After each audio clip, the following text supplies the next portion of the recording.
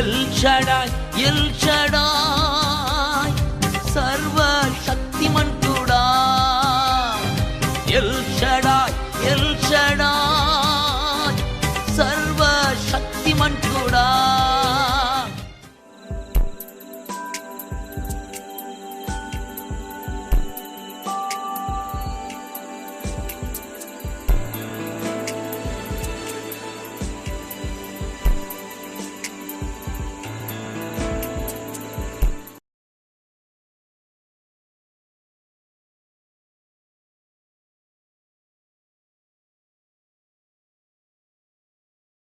దేవుని స్తోత్రం. ఇది నా దేవుడు మనకిచ్చిన వాక్యం.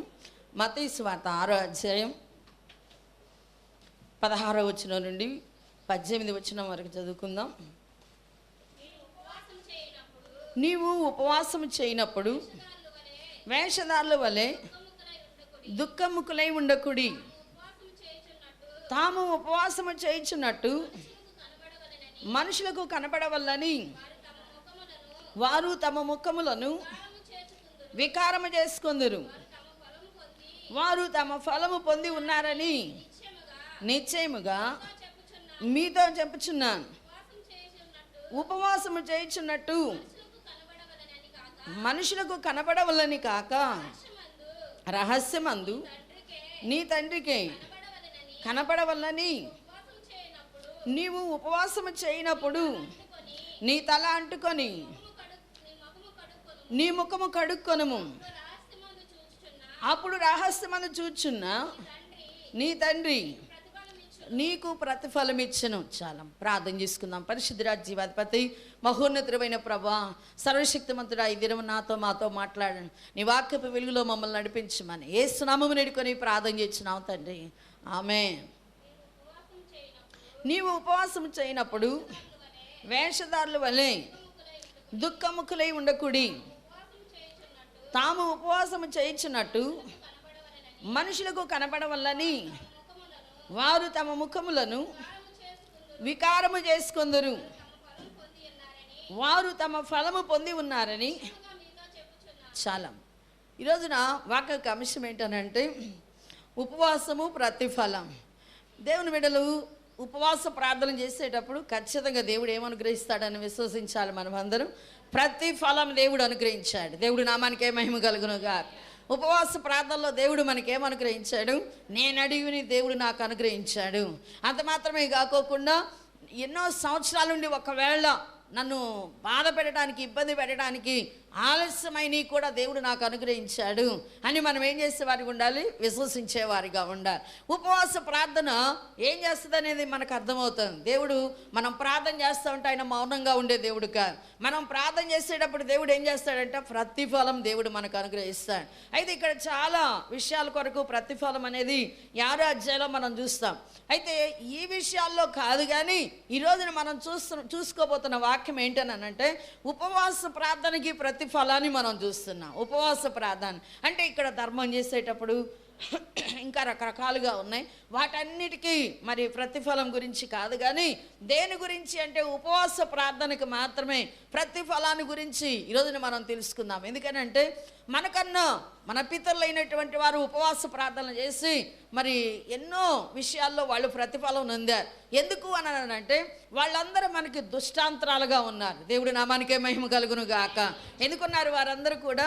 ఎందుకు మనం వాళ్ళని గురించి చెప్పుకుంటున్నాము అని అంటే, ఎందుకు వాళ్ళని గురించి బైబిల్ గ్రంథంలో రాయబడింది అని అంటే, మనం వాళ్ళని బట్టి దుష్టాంతరాలుగా తెలుసుకొని వీళ్ళు ఇదిగో ఇలాగ చేస్తున్నారు ఉపవాస ప్రార్థన, అందువల్ల మనం కూడా అలాగ చేసినప్పుడు మనం కూడా ప్రతిఫలం పొందుతాము అనేటువంటి ఆలోచనతో జీవించాలని దేవుడు కోరుతూ ఉన్నాడు. అయితే ఇక్కడ ముందుగానే యేసు ప్రభు ఉపవాసం ఉన్నప్పుడు ఆ ప్రతిఫలం నువ్వు పొందేవానిగా ఉండాలి అని చెబుతున్నాడు. అయితే ఏ ప్రతిఫలం పొందాలి అంటే ఇక్కడ 2 ప్రతిఫలాలు మనకు అర్థమవుతున్నాయి. ఒకటి, మనం సరిగ్గా ఉపవాస ప్రార్థన చేసుకోకుండా ఉంటే, వేషధారణతో మనం జీవిస్తూ ఉంటే దాని ప్రతిఫలము మనకు కనపడుతుంది. అలాగనే ఎవరైతే ప్రభు చెప్పినట్లుగా ఉపవాస ప్రార్థన ఎవరైతే చేశారో వారికి ఏం కనపడుతుంది అని అంటే మంచి ప్రతిఫలాన్ని వారు పొందుతున్నారు. దేవుడి నామానికే మహిమ కలుగును గాక.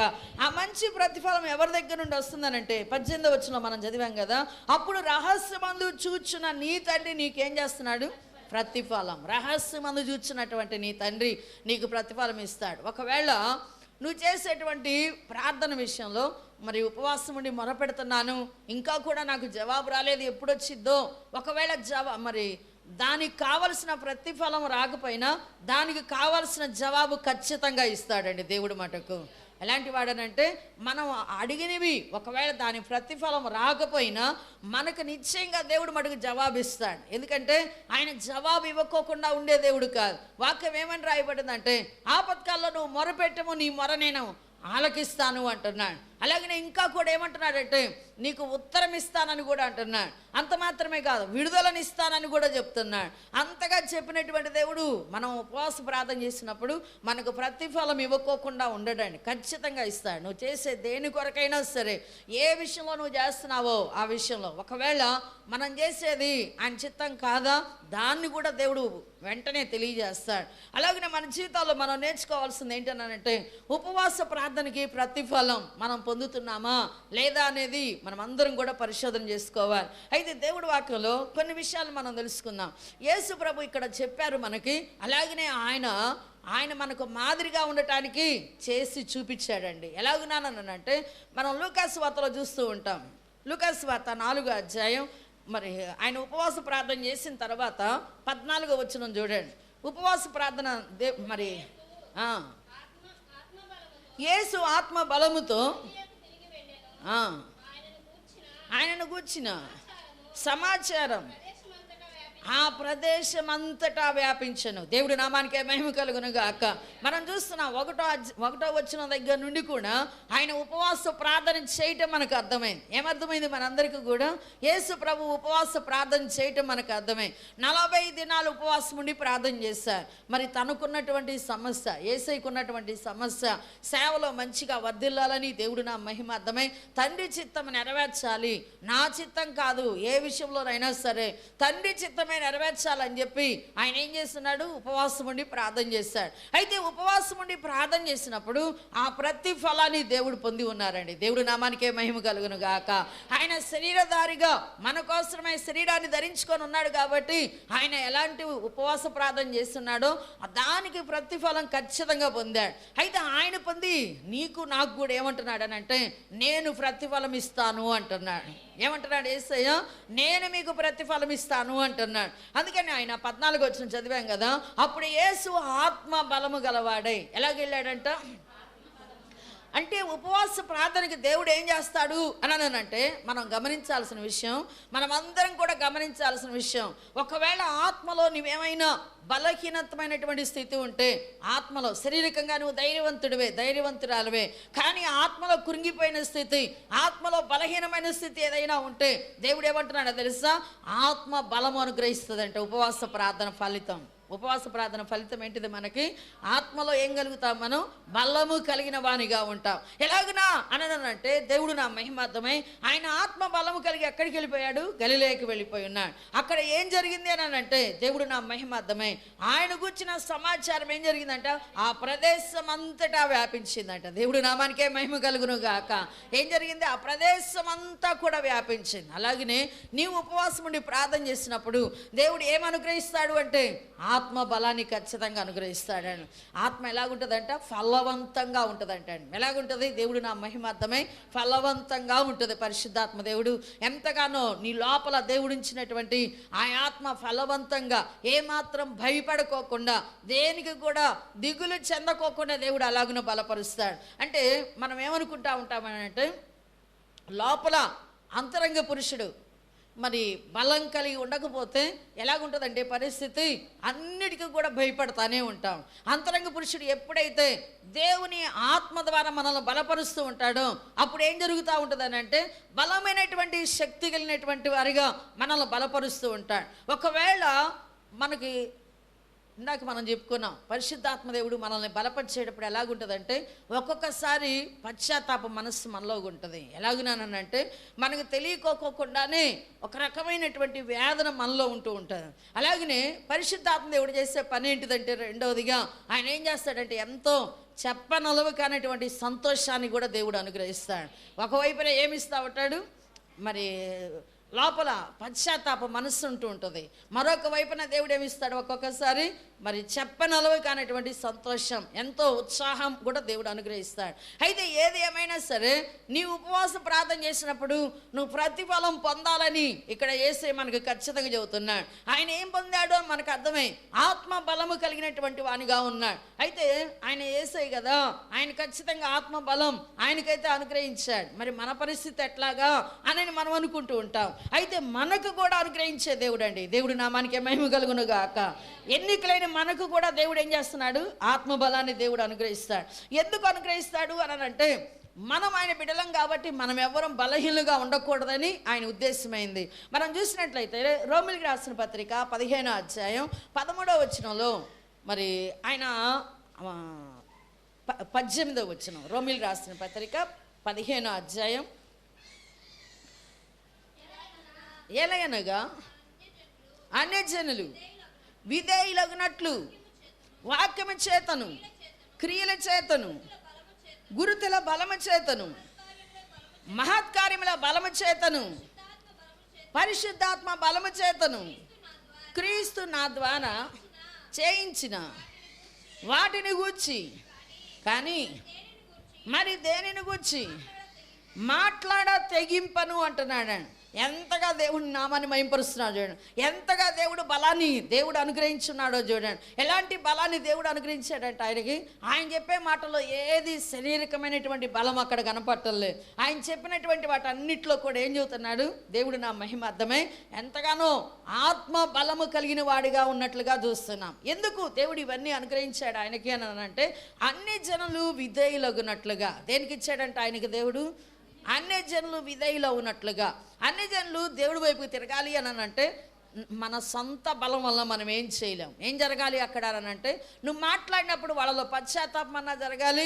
నువ్వు మాట్లాడినప్పుడు వారిలో ఏదైతే మరి వాళ్ళు కోరుకుంటున్నారో అది అక్కడ జరిగేటట్లుగా ఉండాలి. అలాంటి సమయాల్లో దేవుడు ఏం చేస్తాడంటే ఖచ్చితంగా వాళ్ళ హృదయాన్ని మరి దేవుడి వైపుకి తిరగటానికి దేవుడు సహాయం చేస్తాడు. అలాగనే ఈ పౌలు గారికి దేవుడు ఏం చేస్తున్నాడంటే, ఏలయనగా అన్ని జనులు విధేయులగునట్లు. ఎవరండి విధేయులు అవ్వాల్సింది? అన్ని జనులు అవ్వటానికి ముందుగా ఎవరు విధేయులుగా ఉండాలి అని అంటే, ఈ వాక్యం వింటున్నటువంటి నీవు నేను మనం ఎలాగ ఉండాలా దేవుడి దగ్గర? మొట్టమొదట మనం ఉండాలండి విధేయులుగా. మనం ఉన్నప్పుడు దేవుడు ఏం చేస్తాడంటే, నువ్వు చెప్పే మాట, నువ్వు చెప్పే సాక్ష్యం ప్రభుని గురించి, నీ గురించి నువ్వు చెప్పేది ఏదో అయినా సరే అదేమవుతా ఉంటుందంటే వారిలో విధేయులగునట్లుగా దేవుడు చేస్తాడండి. అందుకని ఇక్కడ మనం చూస్తున్నాం ఏమన్నానంటే, క్రియల చేతను గురుతుల బలము చేతను, వాక్యము చేతను క్రియల చేతను గురుతుల బలము చేతను మహత్కార్యముల బలము చేతను పరిశుద్ధాత్మ బలము చేతను క్రీస్తు నా ద్వారా చేయించిన వాటిని గూర్చియే కానీ మరి దేని గూర్చి మాట్లాడ తెగింపను. ఆయన ఏదైతే నాకు అనుగ్రహించినాడో వాక్యం చేత లేక క్రియల చేత లేక గుర్తుల బలము చేత ఆత్మ బలము చేత దేవుడు ఏదైతే నాకు అనుగ్రహించాడో దానిని మాత్రమే నేను మాట్లాడతాను అని చెప్పి చెబుతున్నాడు. మరి దేని విషయంలో కూడా మాట్లాడను అన్నాడు. ఈ రకంగా దేవుడు మరి పౌలు గారిని ఎంతగానో బలపరిచి ఏం చేస్తున్నాడు అని అంటే, అనేకులు విధేయులగునట్లుగా, కొంతమంది అవిధేయతగా కూడా ఉన్నట్లుగా మనకు అర్థమవుతూ ఉంటుంది. విధేయులే కాకుండా ఏమై ఉన్నారు కొంతమంది అవిధేయత, రాళ్ళు తీసుకొని ఏం పోయారంట ఆయన మీదకి రువ్వారు కూడా. అలాంటి పరిస్థితులు కూడా ఉన్నాయి. అందరూ విధేయులు అయ్యారని కాదు, కొంతమంది అవిధేయులుగా ఆయన మీద కొట్టడానికి లేచారు. మరి ఎందుకు లేచారు అని అంటే, సువార్త ఇంకా విరివిగా ప్రకటింపబడటానికి. దేవుడి నామానికి మహిమ కలుగునుగా. అట్లా లేచారు అంటే ఏమని అర్థమో తెలుసా? ఇంకా సువార్త ఏమవటానికి అక్కడ విరివిగా అక్కడ కాకపోతే మరొక చోటకు వెళ్ళడానికి దేవుడు ఎంతగానో కృప చూపాడు. అందుకని ఉపవాస ప్రార్థనకి ఎప్పుడైనా సరే దేవుడు ఏం చేస్తాడనంటే ప్రతిఫలం ఇస్తాడు అని చెప్పి మనం తెలుసుకోవాలి. అందుకని పౌలు కూడా ఎన్నో సమయాల్లో ఆయన ఉపవాస ప్రార్థనలు చేస్తూ ఉంటాడు. జాగరణాలు అంటే రాత్రంతా కూడా మేలుకొని ప్రార్థన చేస్తూ ఉంటాడు. ఎన్నో విషయాల్లో దేవుడు ఆయనకి సహాయం చేస్తున్నాడు. మనకు వచ్చిన సమస్యలో మనం కనీసం ఒక్క పూట ఉపవాసం ఉండాలంటే ఎట్లా అనిపించింది మనకి? చాలా బాధగా ఉంటుంది. ఒక్క పూట ఉండటానికే మనకు బాధగా ఉంటుంది. అయితే మనం మరి ఆత్మబలం పొందాలి అని అంటే దేవుడు నా మహిమార్థమై శారీరకంగా దేవుడు నీకు కావలసినవన్నీ దేవుడు అనుగ్రహించాడు. దేవుడు నామానికే మహిమ కలుగును గాక.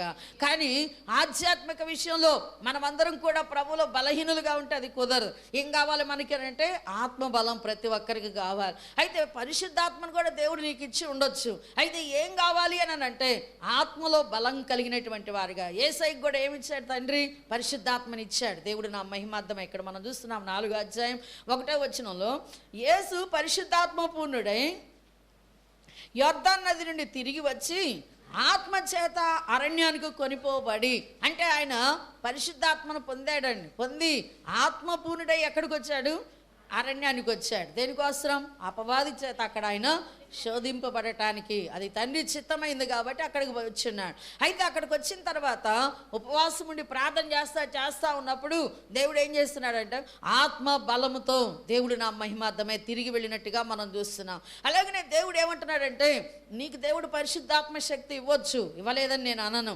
అయితే ఇచ్చిన తర్వాత నీ ఆత్మ నీలో ఎలాగుండాలి అని అంటే నీ ఆత్మలో దేవుని యొక్క ఆత్మ ఎట్లాగుండాలి? బలంగా ఉండాలని దేవుడు కోరుతున్నాడు. నీ ఆత్మ బలహీనమైతే దేవుని ఆత్మ ఎట్లా బలమైనదే? దేవుడి ఆత్మ.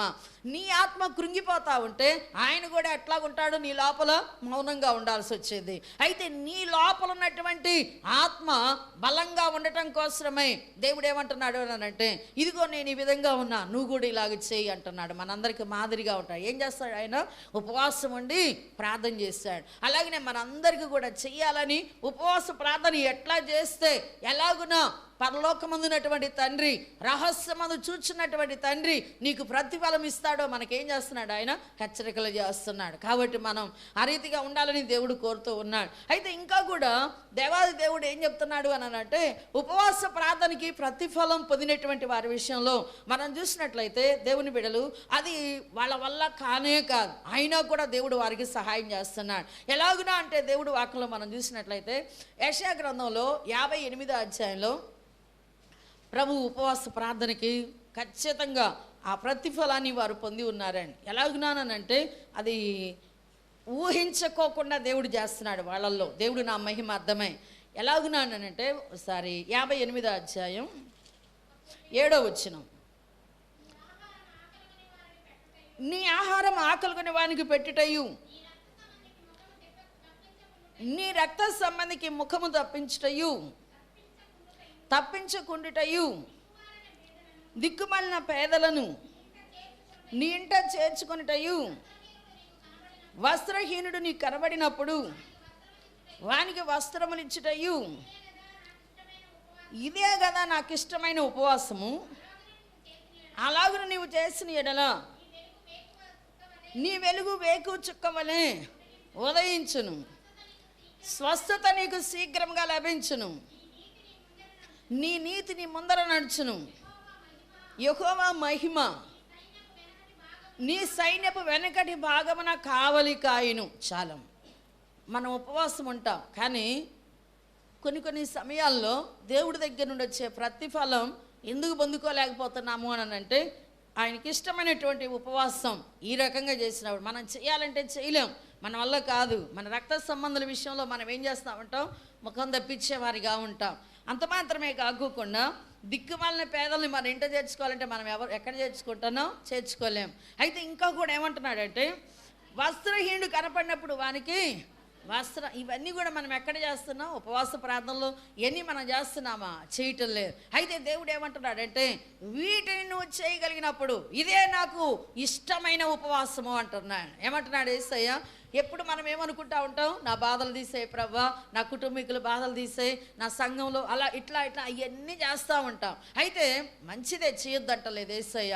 కానీ నువ్వు ఉపవాసం ఉండి ప్రార్థన చేసేటప్పుడు ఆయన కొన్ని విషయాల్లో మనకి చెబుతూ ఉంటాడు. ఇదిగో ఈ రకంగా నువ్వు చెయ్యనని. మనకి ఇప్పుడు చెప్పిన మాటలు మనం విన్నాం కదా. మన ఆహార విషయంలో కానీ అలాగనే మరి దిక్కుమాలినటువంటి దరిద్రులటువంటి విషయంలో కానీ ఆయన ఏం చెప్పాడో అది చేస్తే అదేమంటున్నాడు? ఆయనకి ఇష్టమైన ఉపవాసము అంటున్నాడు. అయితే అలాగ చేసినప్పుడు దాని ప్రతిఫలం మనకు అర్థమవుతుందండి. ఏంటి? అలాగ చేసిన ఎడల నీ వెలుగు ఎలాగుంటుంది అంటున్నాడు. దేవుడు నామానికే మహిమ కలుగును గాక. ఎలాగంటున్నాడు? నీ వెలుగు వేకువ చుక్కవలే ఉంటుంది అంటున్నా. అంత మాత్రమే కాకుండా ఏమంటున్నాడు తెలుసా? స్వస్థత లేకోకుండా ఉంటున్నావా? బాధ నొందుతున్నావా? ఏదో ఒకటి తెలియని బాధ నిన్ను వెంటాడుతూ ఉందా? అయితే దేవుడు ఏమంటున్నాడంటే స్వస్థత శీఘ్రంగా నువ్వు పొందుకుంటావు అంటున్నాడు. ఆయన చెప్పింది మనం చేస్తే మనం ఏం చేస్తాం? ఖచ్చితంగా పొందుకుంటాం. అంత మాత్రమే కాకుండా నీ నీతిని ముందర నడుచును అంటున్నాడు. అంటే నీ ప్రవర్తన అంతటిలో కూడా ఎవరికి అధికారం ఇచ్చావంటే యేసు ప్రభుకి అధికారం ఇచ్చావు. అందువల్ల నీ నీతిని ముందర నడిచిద్ది అంటున్నాడు. అంత మాత్రమే కాకుండా యెహోవా మహిమ నీ సైన్యపు వెనకటి భాగమున కావలి కాస్తూ ఉంటుంది. అయితే ఇక్కడ కూడా ఉంటుందండి. ఏంటిదని అంటే మరి 9వ వచనం చదవండి. అప్పుడు నీవు పిలవగా, అంటే నువ్వు చేసిన ఉపవాస ప్రార్థన ఆయనకి ఇష్టంగా ఉండి ఆయన ఏం చేస్తున్నాడంటే ఉత్తరం నువ్వు పిలిచినప్పుడు నేనున్నాను అంటున్నాడు అంటండి. దేవుడు నామానికే మహిమ కలుగును గాక. యేసయ్య ఏమంటున్నాడు? నువ్వు పిలిచినప్పుడు నేనున్నాను. ఇదంతా దేని వల్ల అంటే నువ్వు చేసిన ఉపవాస ప్రార్థన, ఆయనకు ఇష్టమైన ఉపవాస ప్రార్థన ఏదైతే చెప్పాడో దాన్ని నేను మనమందరం చేసినప్పుడు ఆయన ఖచ్చితంగా మాట అంటాడు. అయితే ఇలాగ అనేటప్పుడు మరి ఇంకా మనలో మరి ఎట్లాంటివి ఉంటాయనంటే చాలా ఉంటాయండి. మనం ఒప్పుకోవాల్సినవి, విడిచిపెట్టవలసినవి ఇంకా చాలా ఉంటాయి. ఏంటి అని అంటున్నాడంటే ఇతరులని ఏం చేయకూడదు ఇతరులను ఏం చేయకూడదు. మరి దేవుడి మాటలను మనం అంటే కొన్నిటి వరకు మనం నడుస్తూ ఉంటాం. కొన్ని విషయాల్లో మనం ఏం చేయలేకపోతాం, ఇంకా నడవలేకపోతూ ఉంటాం. అయితే నడిచే వాటిని బట్టి దేవుడికి స్తోత్రం. నడవని వాటిని బట్టి ఏం చేసుకునే వారికి ఉండాలి? సరి చేసుకోవటానికి దేవుడు ఉపవాస ప్రార్థన మనకు అనుగ్రహించాడు. అందుకే చెప్తున్నాడు, ఇతరులని బాధించుటయు, వేలు పెట్టి చూపి తిరస్కరించుటయు, చెడ్డదానిని బట్టి మాట్లాడటయు నీవు మాని ఏం చేసేవానికి ఉండాలి? మనలో ఏటిని వదిలిపెట్టలేకపోతున్నామో దేవుడి దగ్గర నుండి మంచి ప్రతిఫలం పొందాలని ఆశిస్తున్నాం మనం, మంచిదే. కానీ మనలో ఇంకా ఏమి వదిలిపెట్టలేకపోతున్నామో వాటిని వేసే ఏం చేస్తున్నాడు తెలుసా? వాటిని వదిలిపెట్టేసేయి అంటున్నాడు. వాటిని వదిలిపెట్టినప్పుడు ఖచ్చితంగా ఉపవాస ప్రార్థనకి నువ్వు ఎలాంటి ప్రతిఫలం పొందుతావు అంటే మంచి ప్రతిఫలాన్ని నువ్వు పొందుతావండి. పరమందు చూస్తున్నటువంటి తండ్రి నీకు మరి ఖచ్చితంగా రహస్యమందు చూచినటువంటి తండ్రి నీకు ప్రతిఫలం దేవుడు అనుగ్రహిస్తాడు. అంత మాత్రమే కాకోకుండా ఏమంటున్నాడంటే ఆశించిన దానిని ఆకలి కొని వానికి ఇచ్చి శ్రమపడిన వాణ్ణి తృప్తిపరిచిన పక్షమున చీకటిలో నీ వెలుగు ప్రకాశించును, అంధకారం నీకు మధ్యాహ్నం వలె ఉంటుందట. దేవుడు నామానికే స్తోత్రం కలుగునుగా. అయితే వీటిని మనం వీటిని అనుసరించలేక ఇశ్రాయేలు ప్రజలు ఏమయ్యారు అని అంటే వారు చెడ్డ ప్రతిఫలాన్ని వారు పొందుకున్నారండి. వారు ఏమంటున్నారో తెలుసా? మేము ఉపవాసం ఉంటున్నాం, ప్రార్థన చేస్తున్నాం, ఎందుకు మేము ఆయాసపరుచుకుంటున్నాం ఉపవాసం ఉండి, నువ్వెందుకు వినలేకపోతున్నావు అని చెప్పి యేసు ప్రభుని అడుగుతున్నారండి. ఇక్కడ చూసినట్లయితే 2వ వచనం, మేము ఉపవాసం ఉండగా నీవెందుకు చూడవు, మేము మా ప్రాణాలని ఆయాసపరుచుకొనగా నీవెందుకు లక్ష్య పెట్టవు అని అందరూ ఏమంటున్నారు? మేము ఉపవాసం ఉంటే ఎందుకు నువ్వు చూడటం లేదు అని చెప్పి యేసు ప్రభుని అడుగుతున్నారు. ఎందుకు చూడటం లేదు అని అంటే వాళ్ళు ఉంటున్నటువంటి పరిస్థితి వారి సరైనటువంటి ప్రవర్తనగా ఉండకోకుండా దేవుడికి హేయమైనటువంటి ప్రవర్తన జీవిగా ఉంటున్నారు. అందుకని దేవుడు ఏమంటున్నాడంటే ఎన్నిసార్లు చెప్పినా ఇదిగో దీన్ని విడిచిపెట్టేసే, ఇది నాకు అసహ్యమైతే నీకు కూడా అసహ్యంగా ఉండాలి అంటున్నాడు. ఇదిగో దీని జోలు నువ్వు రాకూడదు, ఎందుకో తెలుసా? అది నాకు ఇష్టం లేదు కనుక అని దేవుడు ఎన్నిసార్లు చెప్తున్నా కూడా ఎలాగున్నారని అంటే వాళ్ళ ఇష్ట ప్రకారంగానే ఉంటా, మేము ఉపవాసం ఉంటే ఎందుకు నువ్వు వింటలేదు అని ప్రభువుని అడుగుతున్నారండి. అడిగేటప్పుడు ఆయన చెప్పాడండి ఖచ్చితంగా, మీ ఉపవాస దినమున మీ వ్యాపారం చేసుకుంటున్నారు, మీ పనివారి చేత కఠినమైన పనులు చేపించుకుంటున్నారు, మీరు కలహపడుచు వివాదము చేయొచ్చు, అన్యాయంగా గుద్దులాడుతూ ఉపవాసం ముందరు. ఇంకా ఏమంటున్నారు?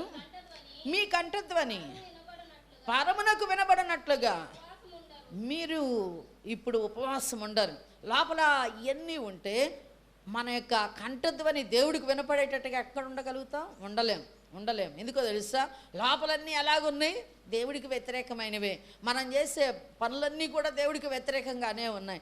అలాగుండి ప్రార్థన చేస్తే ఎట్లా మీ కంఠధ్వని వినపడిద్ది అంటున్నాడు. అందుకని ఈ సమయంలో మనం ప్రభు చెప్పినప్పుడు మనకు అర్థం కావాల్సింది ఏంటంటే, ముఖ్యంగా మనం ఉపవాసం ఉండాలి అనేది వాళ్ళకి అర్థమైంది. కానీ ఏం అర్థం కాలేదు అని అంటే, మేము ఉపవాసం ఉంటే ఎందుకు దేవుడు వినడు?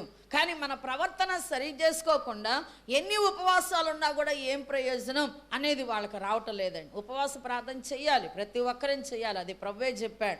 పాత నిబంధనలో చెప్పాడు, క్రొత్త నిబంధనలో కూడా చెప్పాడు. అయితే ఉపవాస ప్రార్థన చేసే విధానం ఎలాంటిది అంటే, ఉపవాస ప్రార్థనకి దేవుడు ఏం చేస్తూ ఉంటాడనంటే, మనలో ఉన్నటువంటి వాటిని ఒప్పుకునే వాటిగా దేవుడు చేస్తాడు. నువ్వు ప్రార్థన చేస్తా ఉండేటప్పుడు హేయమైనది నీ దగ్గర ఉన్నదనుకోండి, ఏం చేస్తూ ఉంటాడు?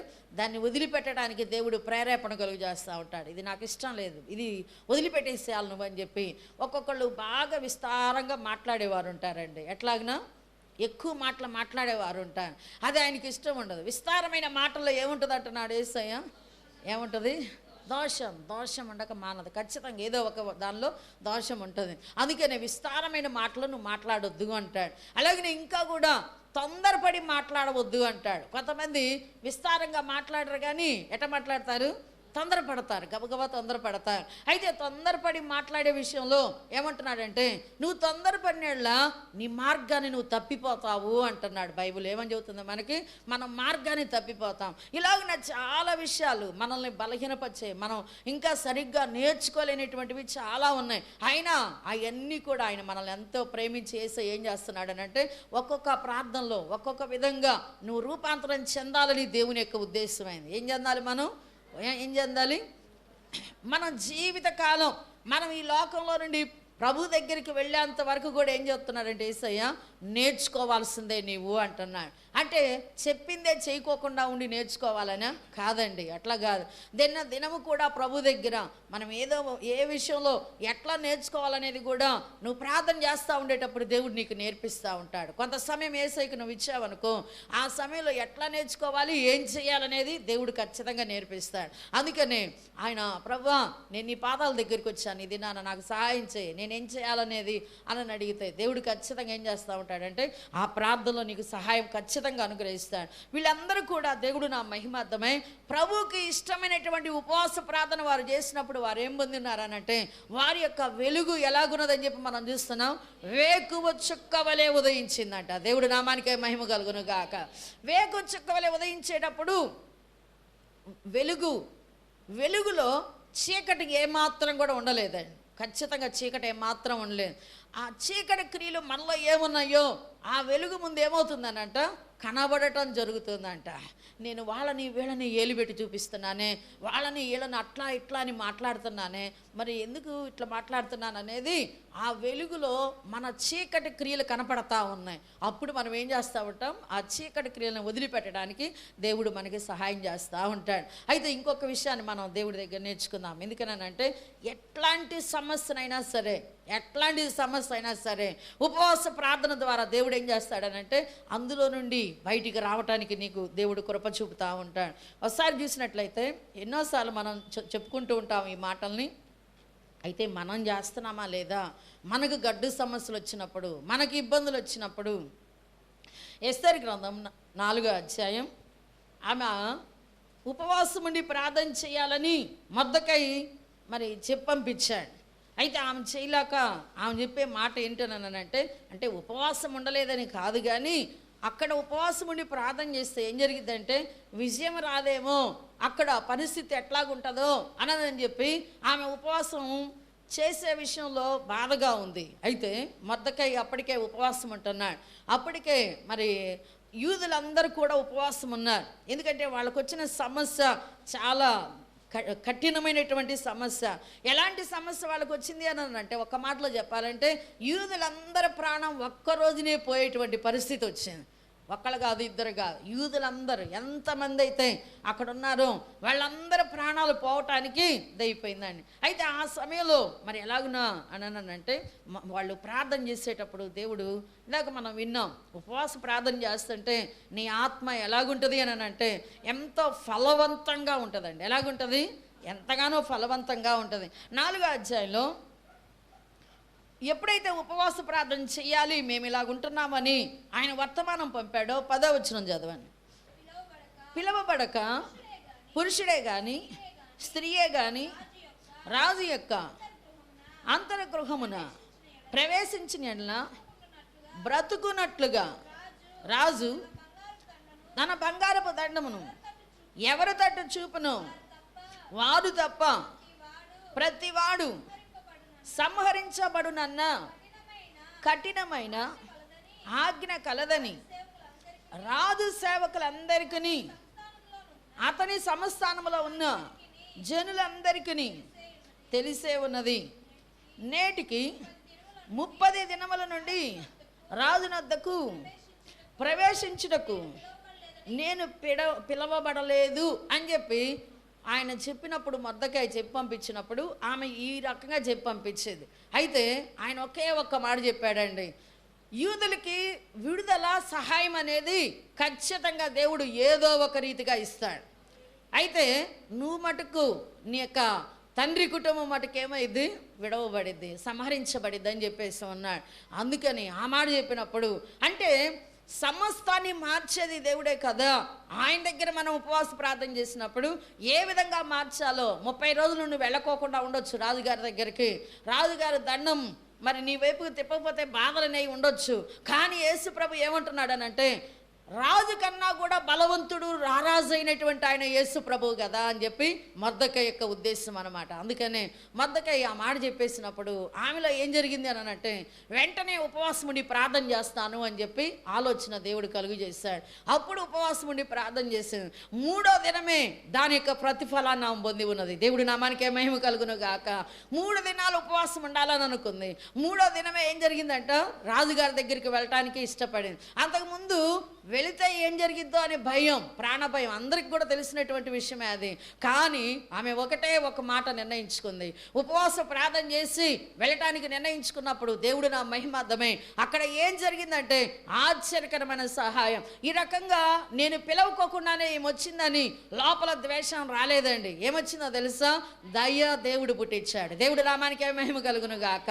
మన దేవుడు ఉపవాస ప్రార్థనకి ఏం చేస్తే ఆయన ప్రతి ఫలం ఇచ్చేవాడు. ఒకవేళ ఎలాంటి విషయాల్లో నువ్వు ఉన్నావో, ఏ విషయాల్లో దేవుడి దగ్గరకు వచ్చావో, నాకు ఈ విషయంలో దేవుడు సహాయం చేయాలని కోరుకుంటున్నావో, నీవు చేసే ఉపవాస ప్రార్థనకి దేవుడు ఏమిస్తాడు? ప్రతిఫలం ఖచ్చితంగా. కఠిన హృదయాలనే యేసు ఏం చేస్తున్నాడు? ఉపవాస ప్రార్థనకి మారుస్తున్నాడండి. వెంటనే ఆ రాజదండం ఆమె వైపు చూపించగానే ఆమె ఏం చేసిందంట, ఆమె మీదకి దయ వచ్చింది కాబట్టి ఆ రాజదండాన్ని చూపించాడు. ఆమె ఆ రాజదండాన్ని ముట్టి ఏమైపోయింది? లోపలికి వెళ్ళింది, మాట్లాడటం జరిగింది. అలాగే నా దేవుడి యొక్క కార్యాలు అలాగుంటే అని మనం తెలుసుకోవాలి. మన ప్రభు మనకేం చేస్తే ఆయన సమస్త కార్యాలు జరిగించే దేవుడు. యెహోవాకు అసాధ్యమైనది ఏది లేదు అని చెప్పి తెలుసుకుంటూ ముందుకు సాగిపోదాం. దేవుడి మాటలు దీవించును గాక. ప్రార్థన చేసుకుందాం అందరం కూడా. దేవానికి వందనాలు, స్తోత్రాలు. ఆశ్చర్యకరుడా, అద్భుతకరుడానికి వందనాలు. నీ ఘనమైన నామానికి మహిమకరంగా ప్రభువా ఉపవాస ప్రార్థనకి ప్రతిఫలం ఇచ్చే దేవుడు నీవే కనుక నాయన ఆ ప్రార్థన ప్రతిఫలం మేమందరం అనుభవించదము గాక. ఈ దినము 3వ ఉపవాస ప్రార్థనలో ఏ బిడలైతే ప్రభువా నిశ్చయంగా నాకు ప్రతిఫలం దేవుడు ఇచ్చి ఉన్నాడని విశ్వాసంతో ఉన్నారు, అట్టి బిడల ఎడల యేసు నామములో కార్యము జరుగును గాక. ఉపవాస ప్రార్థనకు ప్రతిఫలము అనుభవించదురు గాక. నీ ఘనమైన నామానికి మహిమకరంగా వారు ఎలాంటి అవసరతల్లో మీతో చెప్పుకుంటూ ఉన్నారో, బాధనంతూ ఉన్నారో, అవన్నీ కూడా యేసు నామములో వాళ్ళకి మంచిగా ఆశీర్వాదకరంగా ఉండును గాక. నీ ఘనమైన నామానికి నీవే మంచి ప్రవర్తన కలిగిన వారిగా మేము ఉండటానికి సహాయం చేయమని నజరుడైన యేసుక్రీస్తు నామమును వేడుకొని ప్రార్థన చేస్తున్నాం తండ్రి. ఆమేన్, ఆమేన్. అందరికీ వందనాలు.